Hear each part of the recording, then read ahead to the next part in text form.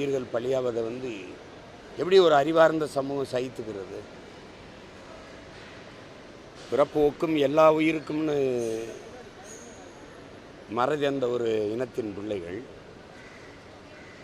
அவன் எப்படி இந்த இதை சகித்துக்கிறது சொல்லுது. இது எங்கே இருந்து தப்பு இருக்குதுன்னா, அதில் படித்த பிள்ளைகளாக இருக்கிறாங்க, அவங்களுக்குள்ளே இப்படி ஒரு உணர்வு மேலோங்குதுன்னா, கல்வி அறிவை போதிக்கலை, அறத்தை போதிக்கலை, வாழ்க்கை நெறியை போதிக்கலை. கல்வி வியாபாரமானதுனால அந்த சிந்தனை அப்படியே இருக்குது, மறைக்கப்படுது. படித்தவன்லாம் அதை கடந்து வருவான்னு பேர்.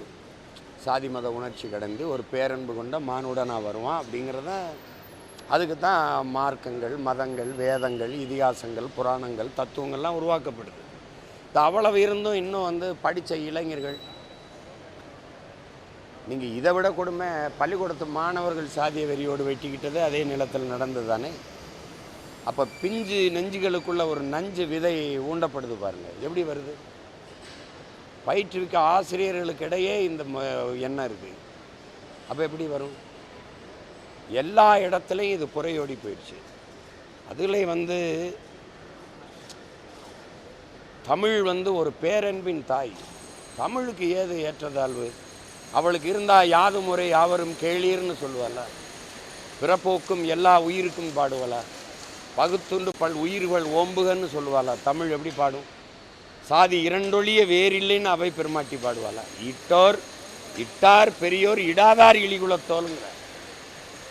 தனக்கிட்ட இருக்கிற செல்வத்தின் பயனே ஈதல்ங்கிற. இப்போ இவ்வளவு பெரிய ஈதல், இசைப்பட வாழ்தல், அது வல்லது ஊதியமில்லை உயர்வுக்குன்னு வள்ளுவோம். இப்போ இவ்வளவு அறம்பாடி தந்த நமது முன்னோர்கள் மொழி இனப்பற்றில்லாது ஒரே குடிகளுக்குள்ள தன்னின பகையால் அது இந்த தலைமுறை இளைஞர்களுக்குள்ள இருக்கிறது நடுக்கத்தை ஏற்படுது. நம்ம இவ்வளவு பாடுபடுறோம், நம்ம முன்னோர்கள் இவ்வளவு போராடி இருக்காங்க. எப்படி?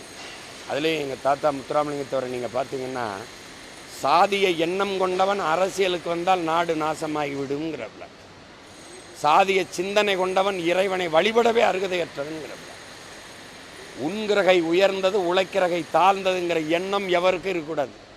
இறைவனுக்கு முன்பு இருகரமும் குவித்து தான் வணங்குகிறோம்.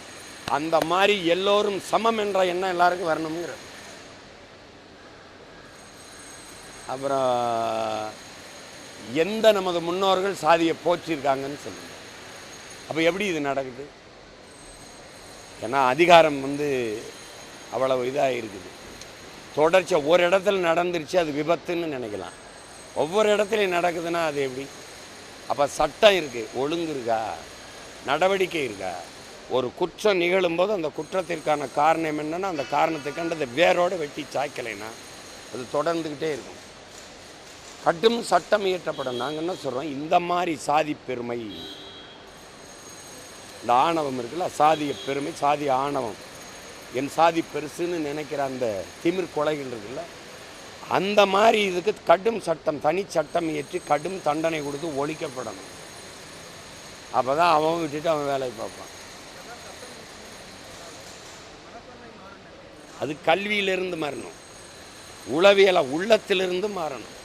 தாத்தா காமராஜர் சீருடை கொடுத்தது ஏழை பணக்காரன், உயர்ந்த சாதி தாழ்ந்த சாதிங்கிற பாகுபாடு இல்லாமல் ஒரே உடை ஒரே இருக்கு அப்படி இருக்கணும்னு. இப்போலாம் நாங்கள் படிக்கும்போது தனித்தனியாக சாதிவாரி இருக்கையில் அமர்கிறது நாங்கள் படிக்கும்போதே இருந்துட்டு. அப்புறம்